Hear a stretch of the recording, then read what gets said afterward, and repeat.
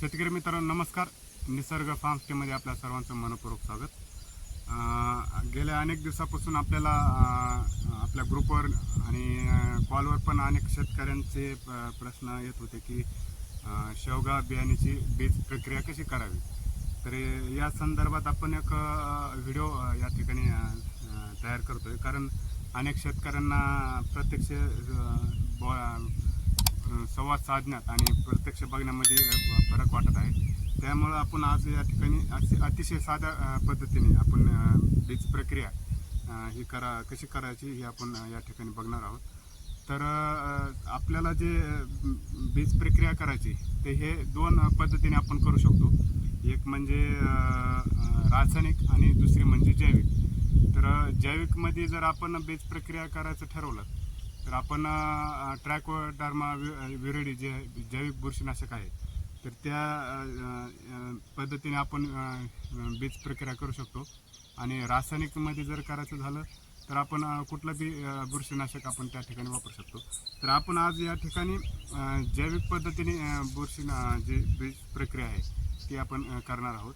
तर आपण हे जे बियाणं आहे आपल्याकडे, तर हे बियाणं सगळ्यात अगोदर आपण हे बियाणे रात्रभर पाण्यामध्ये भिजवून ठेवायचं आहे. कारण ज्यावेळेस आपण हे बियाणं पाण्यामध्ये भिजवून ठेवतो त्यावेळेस आपण हे बीज जे आहे ह्याच्यामध्ये जी काय म्हणता येईल त्याला गोडंबी जी आहे ती पूर्णपणे भिजली जाते आणि फुगली जाते. आणि ज्यावेळेस आपण हे बियाणं जमिनीमध्ये टोकन करतो त्यावेळेस लवकरात लवकर हे बियाणं उगवून येण्यासाठी मदत होते. बियाणं मातीमध्ये रुजवल्यानंतर एक साधारण 4 ते 5 दिवसामध्ये बियाणं उगवून येतं, जर तुमचं बियाणं चांगल्या क्वालिटीचं असेल, चांगल्या दर्जाचं जर असेल तर. आणि दुसरी गोष्ट म्हणजे पाण्यामध्ये बियाणं भिजून ठेवल्यानंतर आपण हे बियाणं या ठिकाणी एक तासासाठी असं सुकून ठेवायचं. म्हणजे काय हे होईल, हे पूर्णपणे सुकलं जाईल. आणि ज्यावेळेस आपण रात्रभर बियाणं पूर्ण पाण्यामध्ये भिजवल्यानंतर त्याच्यानंतर आपण अशा पद्धतीने हे सुकवलेलं आहे. आणि ह्याच्यामध्ये आपल्याला जे ट्रायकोडर्मा विरिडी आहे हे अशा पद्धतीने आपण एक पावडर असतं पांढरं, तर हे आपण एक किलो बियाण्यासाठी एक 10-15 ग्रॅम आपण घेऊ शकतो. पण आपलं हे बियाणं खूप कमी आहे, 200 बियाणं आहे. तर याच्यासाठी आपण एक साधारण 4 ते 5 ग्रॅमच आपण हे पावडर घेतलेलं आहे. आणि हे पावडर जे आहे तुम्ही बघू शकता अशा पद्धतीने आपल्याला ह्या बियाण्यावर असं टाकायचं आहे. तर आपण हे अशा पद्धतीने बियाण्यावर हे ट्रायकोडर्मा टाकल्यानंतर आपल्याला हे अशा पद्धतीने पूर्णपणे त्याचं एकजीव करून घ्यायचं. म्हणजे आपलं जे बी आहे हे अशा पद्धतीने असं पांढरं शिपीत ते झालं पाहिजे, त्याचा पूर्णपणे ते त्याला चिकटलं पाहिजे. आणि अशा पद्धतीने ह्याला असं पूर्णपणे मिसळून घ्यायचं, पूर्णपणे त्याला चिकटलं पाहिजे ते बुरशीनाशक. आणि हे बुरशीनाशक आपण बीज प्रक्रिया केल्यानंतर आपण लगेच ह्याला जमिनीमध्ये डायरेक्ट सपाट जमिनीवर आपण हे बियाणं टोकन करणार आहोत.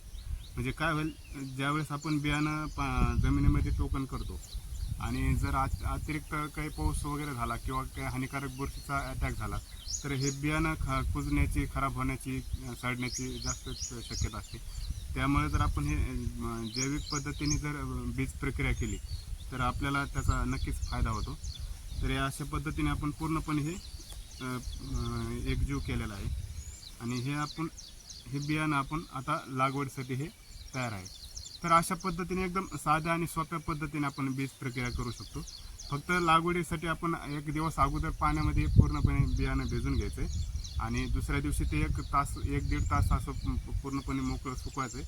आणि त्याच्यामध्ये आपण 1 किलो जर बियाणं असेल तर एक साधारण 10-15 ग्रॅम, आणि त्याच्यापेक्षा जर कमी असेल तर एक 4-5 ग्रॅमपर्यंत आपण ते बुरशीनाशक आपण त्या ठिकाणी वापरू शकतो.